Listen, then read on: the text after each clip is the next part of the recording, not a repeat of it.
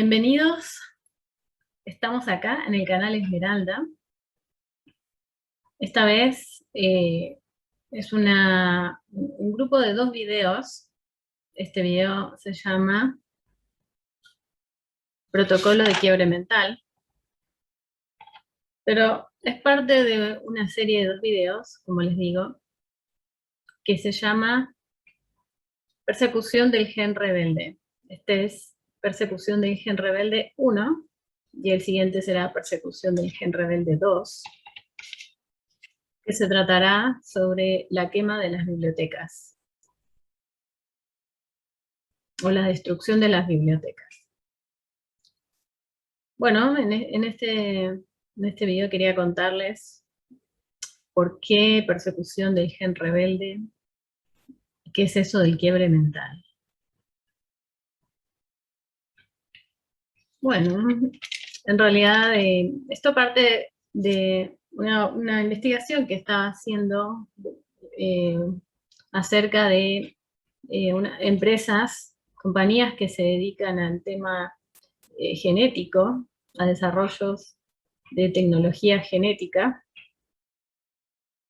Una empresa de estas que es muy grande y conocida porque ganó un juicio en Estados Unidos, se llama Myriad Genetics.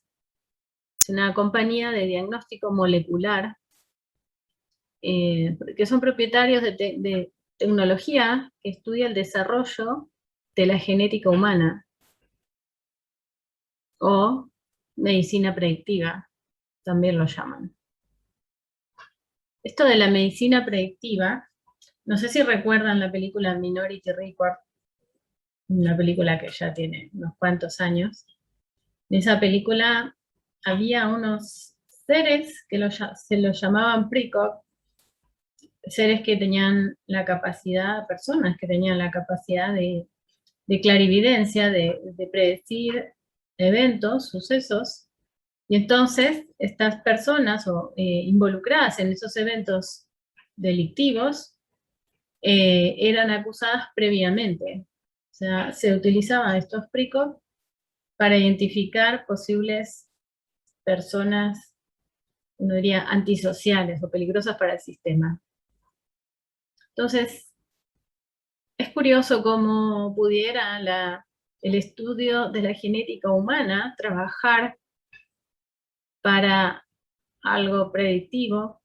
Claro, uno podría decir, y es lo que ellos dicen, que es para predecir el desarrollo o la multiplicación de ciertas enfermedades genéticas, cierta preponderancia en un grupo determinado, de cierta población, de una determinada enfermedad. Y eso es lo que supuestamente estudian. Pues hay una mujer, Mary Claire King, en base a este tema, busqué en Wikipedia y encontré su biografía. Es una genetista famosa por demostrar que la mutación genética, o sea, la mutación genética que produce, que es la causante del cáncer de mama. Sí, eso es lo que la relación que ella pudo demostrar. Ahora, a partir de ahí se considera que el cáncer de mama es puramente de causa genética, supuestamente por esta tecnología. Esta mujer tiene un gran currículum, tiene muchos premios. Esta mujer estuvo en Chile cuando ocurrió el golpe militar y se prestó para la búsqueda de desaparecidos en Argentina. En Argentina ocurrió también una dictadura, como acá en Chile, en Latinoamérica. Hubo varias dictaduras, más o menos en el mismo periodo. Y la cantidad de personas desaparecidas, o sea, los desaparecidos de Argentina, fueron de alguna manera, hay un grupo que se llaman abuelas de Plaza de Mayo, que son las abuelas de nietos, de niños o jóvenes desaparecidos. O sea, sus nietos fueron desaparecidos por esta dictadura. Entonces, estas mujeres habían estado reclamando que se hiciera una búsqueda de esas personas. ¿Qué ocurre? El gobierno de ese país, de Argentina, entonces le otorga el trabajo a Mary Claire King para que a través del tema genético, de la pericia genética, pueda identificar a estas personas que fueron desaparecidas y reubicadas en otras familias. Hay todo un tema ético del cual no se habla para nada. O sea, ¿qué derecho hay a intervenir en la vida de las personas más allá de la barbarie que se pudo haber producido? La psique humana trata de dejarlo a un lado y seguir viviendo, disfrutando de lo que sí hay en el día a día, no amargándose por aquello que no tuvo o aquello que le quitaron. Porque si no sería un quiebre indefinido, un daño de por vida, un daño permanente. Entonces, cuando pasas por este tema de tener una fractura tal en tu vida, a veces es necesario, si ocurre que tenés la oportunidad de reconstruirte y seguir adelante, simplemente hacerlo, simplemente seguir adelante. Y ya habrá un momento para poder hacer una investigación o que sepas realmente qué ocurrió, o no. Pero hacerlo de una forma forzada no es el camino, o sea, no, ahí no se está teniendo cuidado de la psique individual ni colectiva. Ahí hay otras razones. Igual es curioso que esta mujer haya estado en el golpe militar que hubo acá en Chile y luego hiciera esta pericia genética para identificar a estas personas, los desaparecidos en Argentina. O sea, ella participa del mapeo o el escaneo del genoma a nivel mundial, ¿sí? Y esto lo ha hecho también en otros países, teniendo ella el trabajo de genetista forense para estos organismos de 3 letras internacionales.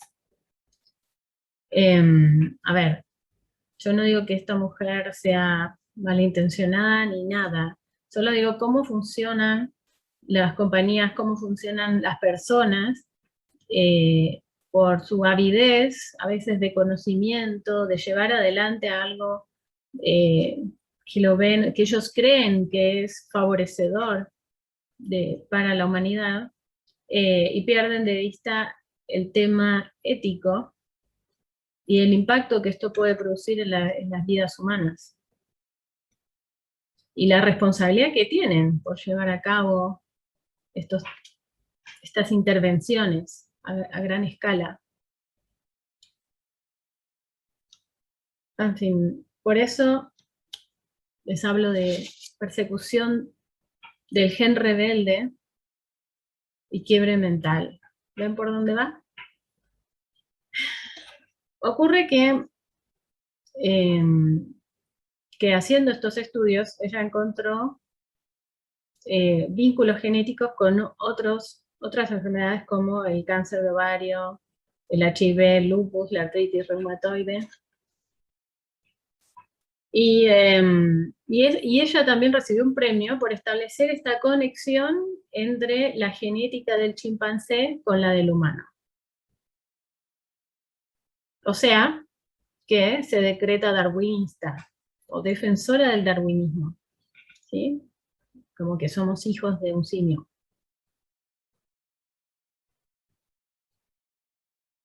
A ver, acerca de la genética, mucho se puede hablar, y con muchos seres nos podemos vincular, si es por eso, porque la genética humana comparte vínculos con muchas especies, ¿sí? Entonces, ¿Qué es lo determinante? ¿Un 1% de la genética? ¿El 98% de la genética? ¿El 95%? ¿El 90%? ¿O qué? ¿Cuánto porcentaje? ¿Por qué relacionarnos? ¿Por qué decir que sí estamos emparentados con unos y no con otros? ¿Qué interés puede haber ahí? ¿Qué importa si somos hijos genéticos de absolutamente todo lo que existe? Para el caso, en la conexión del espíritu, en el origen de la conciencia, todos somos uno. Entonces, si lo vemos, si nos basamos en la conexión espiritual, que es la más trascendente, no tiene ningún sentido decir que si somos hijos de uno, pero no de otros, y más cuando se trata de, con cierta información, aislar o tergiversar parte de la historia o del conocimiento hacia tal vez el amparo de cierta industria o de ciertos contenidos para la manipulación, digamos, de la humanidad, en un sentido particular. Este determinismo biológico también es un peligro completo. Siempre estamos dejando de lado otros aspectos humanos. No somos un pedazo de carne, un pedazo de materia prima, una oveja, una vaca, un cerdo, una gallina. Si queremos ser materia prima, pues sigamos jugando este juego. Pues entonces olvídense, porque básicamente lo que está sucediendo es que estamos empezando a tener un código de barra, ¿sí? Empezamos a hacer un producto de una góndola. Solo un producto, ¿sí? Un producto que puede pasar de las manos de unos a otros propietarios, nunca nosotros mismos. El tema aquí es no perder nuestro propio poder, ¿sí? Nuestra autonomía, nuestra propia tutoría, el derecho de conciencia, porque estamos aquí y queremos ser activos, utilizar nuestra voluntad, no dejar que otros decidan por nosotros, ¿no? Bueno, ¿qué ocurre? Esta persecución genética, este escaneo genético, no solo tiene este fin, que es la tapa evidente, es lo que dicen, es lo que acuerdan y le dicen a las personas, sino porque justamente en momentos de manifestación, ¿sí? de protesta, porque estos movimientos, estos golpes, surgieron en momentos de exacerbación de la rebeldía, ¿sí? Podríamos llamarlo así. Ocurre que la genética tiene un amplio espectro. ¿Y qué elementos activa en cada momento? Son aquellos elementos necesarios en función de un entorno, de una situación, y cómo el ser interpreta esa situación. Si nosotros interpretamos una situación como desafiante, que implica que salgamos hacia afuera y generemos un quiebre, es decir, para otros seamos rebeldes, nos veamos como rebeldes, pues para un sistema que siempre busca mantenerse intacto, va a buscar que cada vez que surge esta rebeldía en nosotros, sea contenida y disimulada, y vuelta a la forma anterior. ¿Sí? Para que no impacte en todo el sistema, que no impacte en todo el grupo. Entonces serán vistos estas personas como disidentes, guerrilleros, personas peligrosas, ¿sí? Personas que no hacen lo mismo que el resto, algo que es un error, ¿sí? Porque sí, estas personas son como todo el resto, no tienen nada tan diferente más que el hecho que en ellos se ha activado esta genética, este estímulo de poner en marcha un cambio no solo para ellos mismos, un cambio a partir de ellos mismos, pero que es para compartir con otros, ¿sí?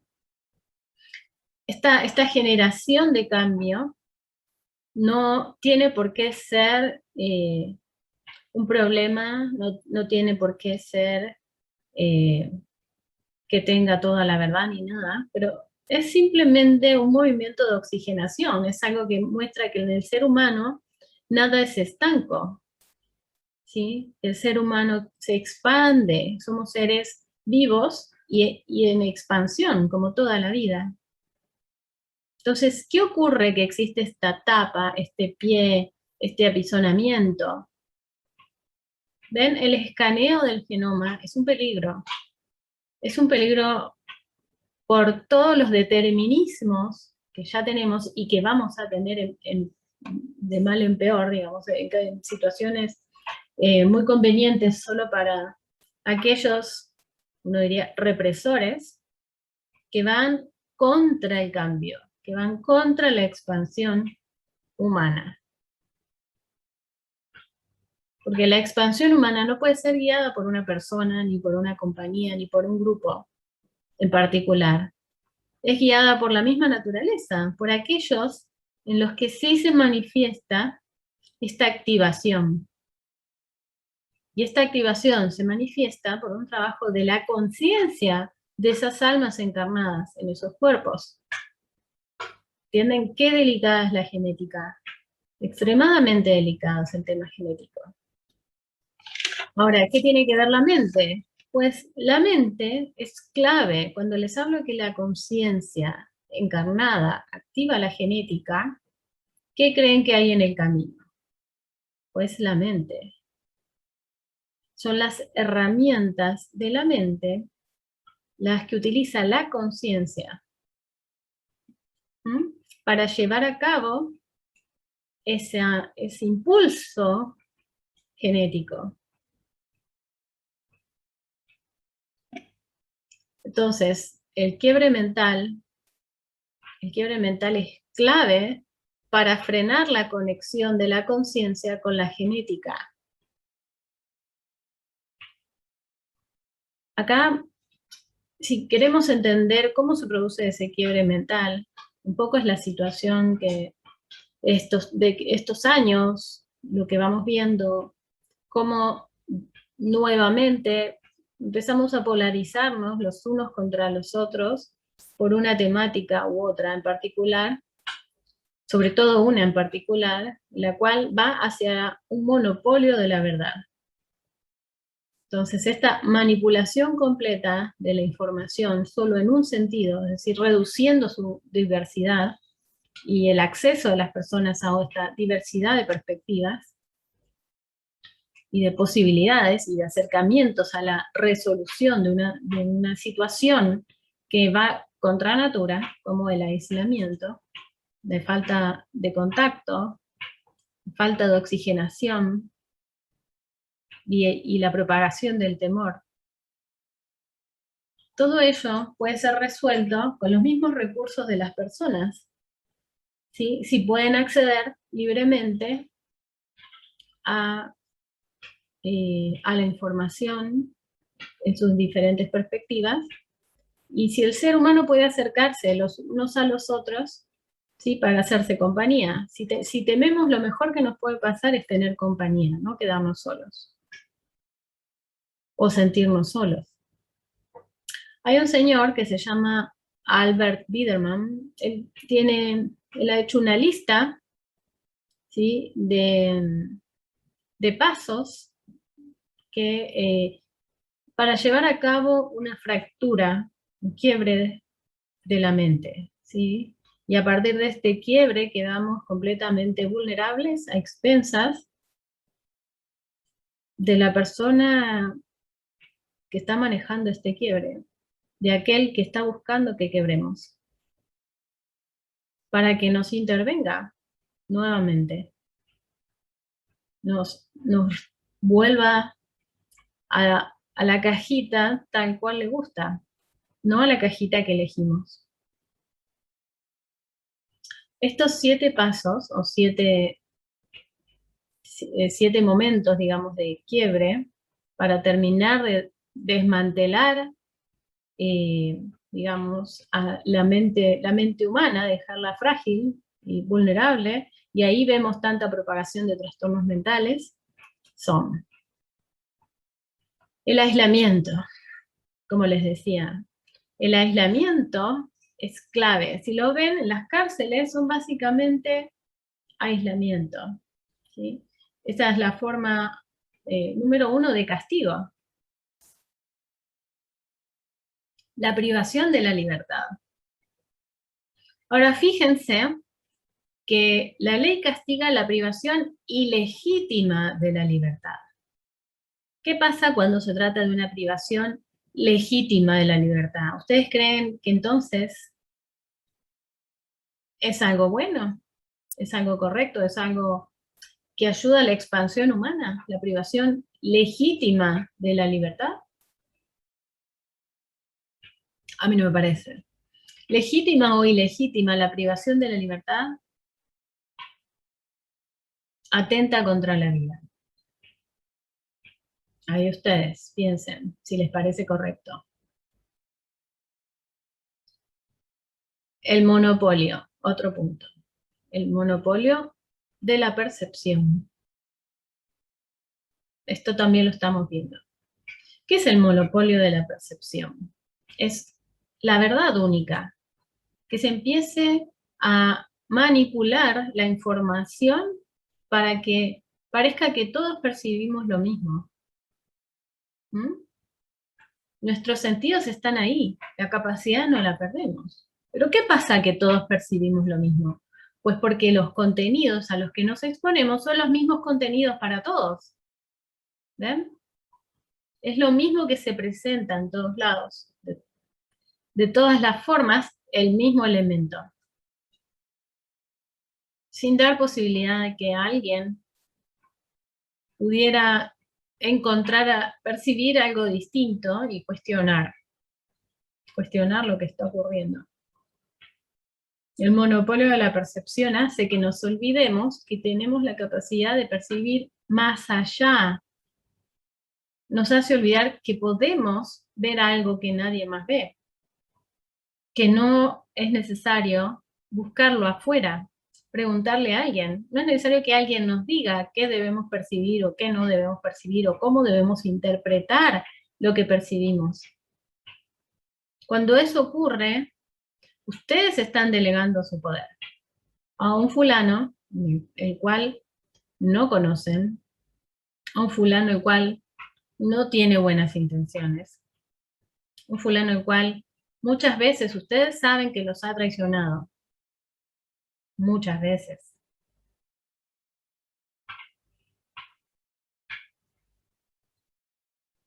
Otro punto, la humillación, la degradación. ¿Y cómo ocurre esto de la humillación y la degradación? Pues cuando en una misma familia se ponen a unos integrantes contra otros. ¿Por qué? Por contenidos que no hacen a la familia, por política, por equipos de deporte, de fútbol, por ejemplo, por el tema sanitario, por ejemplo, por ponerse o no ponerse una determinada accesorio en el cuerpo, ¿sí? Ustedes ven que en el día a día siempre ha habido esto de, para determinada cultura se espera que uno salude de una determinada manera, se vista de una determinada manera, utilice determinadas palabras. Siempre ha habido esto de, se prefiere esto y esto otro, la lista negra es de lo que no se acepta o se castiga. Pero cuando ya esto implica la elección de exponer tu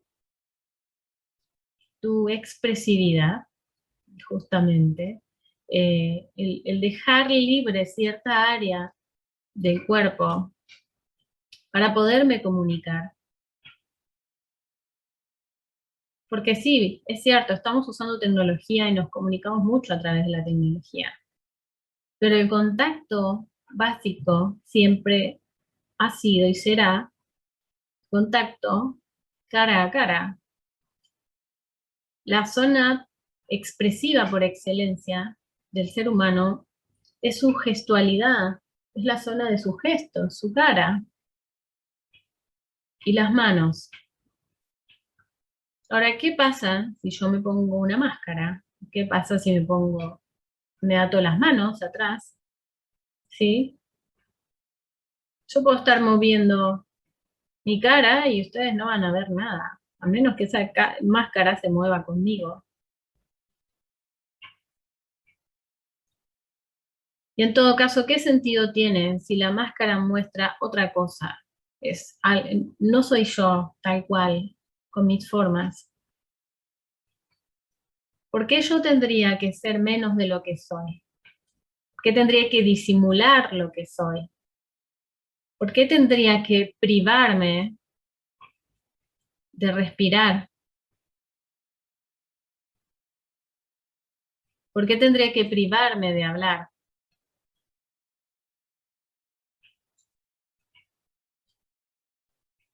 Eso es humillante. Mandar a callar y degradar a aquella persona que siente que eso atenta contra el espacio mínimo que necesita para expresarse, los elementos mínimos que necesita para existir.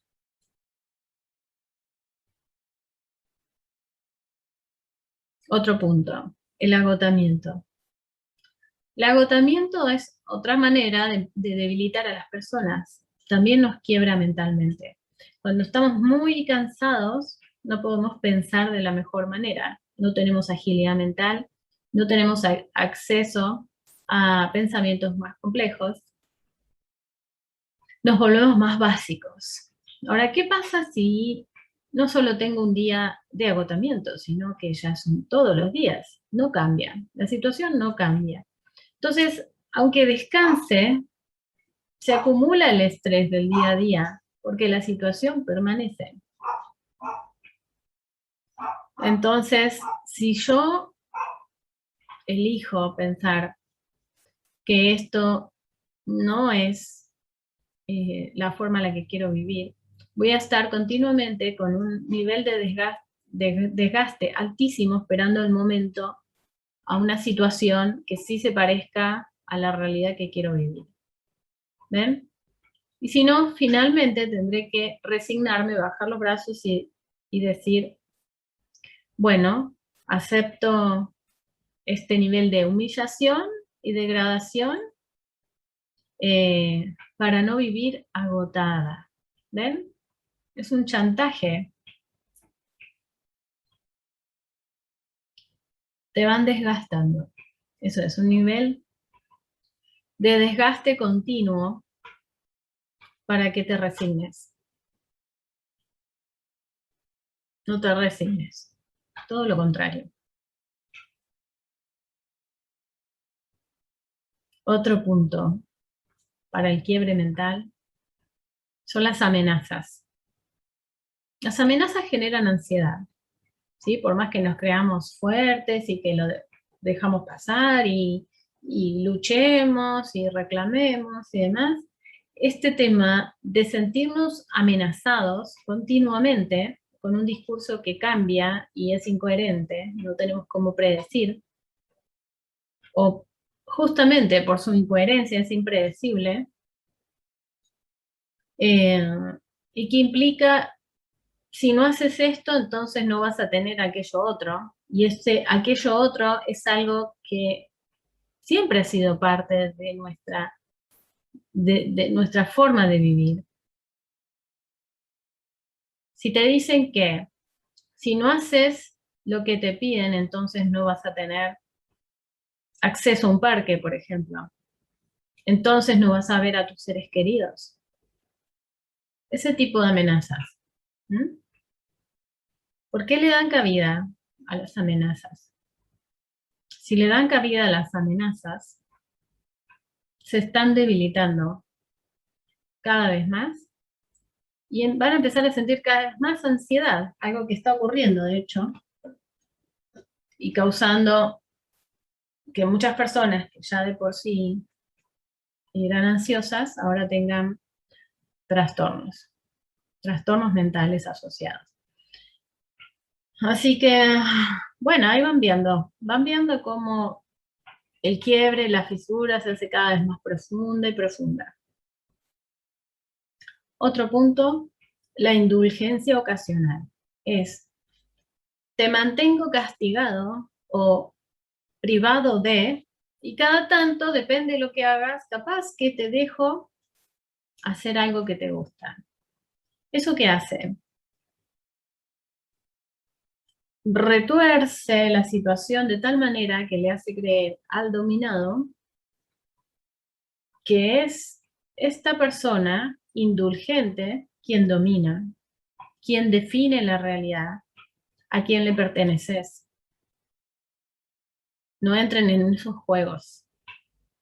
No entren en esos juegos. Nadie les tiene que decir qué pueden hacer, qué no pueden hacer, ni les puede quitar algo que tienen por derecho, porque existen, porque están vivos.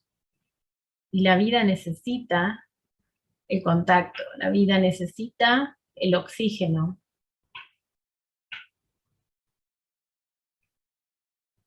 No pueden limitarte en nada porque sos libre. Nadie va a otorgarte una libertad. Sos libre. Demostrar omnipotencia. Claro, demostrar omnipotencia. Con esa omnipotencia, las personas se van convenciendo que el otro es quien manda y hay que acatar. No estar de acuerdo, sino acatar. Esta omnipotencia fuerza la resignación. Si no te era suficiente hasta ahora con todos estos puntos anteriores de quiebre, pues además te hacemos sentir insignificante, porque somos omnipotentes. Entonces, si somos omnipotentes y vos sos insignificante, no hay nada que puedas hacer. Empezás a creer que realmente no te queda más que resignarte. Y finalmente,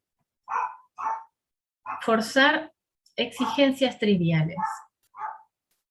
Es decir, terminar de quebrar el mundo en el que vivís a base de incoherencias. Saturar tu ambiente de incoherencias. Que ya no puedas pensar nada, que ya no puedas conectar un punto con otro, que ya no puedas predecir nada, que ya creas que no hay cómo tener una relación con el mundo. Incluso ya estamos hablando de llevar a la humanidad a la psicosis. Entonces, ¿qué diferencia habría con toda esta línea, esta fisura llegando tan hondo? ¿Sí? La diferencia es entre una realidad coherente, cuerda, con una realidad completamente fracturada, porque nuestras mentes están fracturadas, y entonces empezamos a asociarnos, a vincularnos en una realidad delirante, en un delirio. Y los delirios son extremistas. Es el monopolio de la verdad, definitivo. Se resiste, el delirio se resiste a incorporar otros puntos de vista. Miren qué conveniente.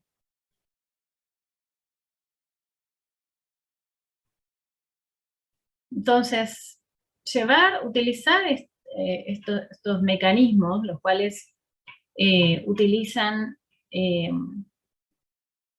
estos, ¿cómo se llaman? Compañías o grupos de inteligencia de los países, cuando de pronto capturan a alguien de otro país de inteligencia y quieren quitar la información, o necesitan o consideran que esa persona es un posible terrorista o algo así, es un peligro, y quieren obtener información, y esta persona no se las quiere dar, utilizan estas herramientas, ¿sí? Y de formas igual o más intensas, pero estas herramientas al fin y al cabo. Entonces se conoce muy bien cómo fracturar la mente. ¿Por qué se estaría fracturando la mente colectiva humana en este momento? Pues por lo pronto, porque evidentemente se está activando el gen rebelde, se viene activando el gen rebelde. Y no solo en un lugar, no solo en un país determinado, como pudo haber ocurrido antes, sino a escala cada vez más global. Siempre ha habido esta activación global, pero la desconexión de un lugar con otro, o aparente desconexión, de alguna manera salvaba esta crecida exponencial de la rebelión. Pero el globalismo, la hiperconectividad que tenemos, podría ser un potenciador de esta rebelión que para este grupo represor sería extremadamente peligroso. Así es que en eso estamos, de esto se trata lo que quiero conversarles. Espero que más o menos haberles hecho una idea de lo que está sucediendo desde esta perspectiva. Y bueno, y seguiremos con la segunda parte, el próximo video, acerca de este tema de la quema de las bibliotecas o la destrucción de las bibliotecas. Y verán cómo es un factor completamente relacionado, importante, vinculado al gen rebelde. Bueno, los dejo hasta ahí. Hace mucho o un buen rato que no estaba subiendo videos. Tuve un pequeño problema, me robaron la computadora donde tenía los videos.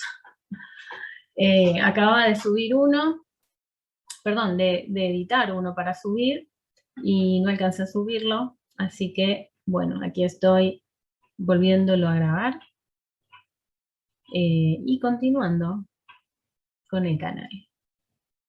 Les agradezco mucho que hayan estado ahí del otro lado. Si les gusta, ya saben, le dan like y como siempre les digo, me encanta que den su opinión. Si les gustó el tema, cuéntenme un poco más cuáles son sus ideas respecto al tema. Y así hacemos un trabajo grupal. Bueno, hasta la próxima. Chau, chau. Gracias por ver el video. Si te gustó, dale like. Te invito a suscribirte a mi canal.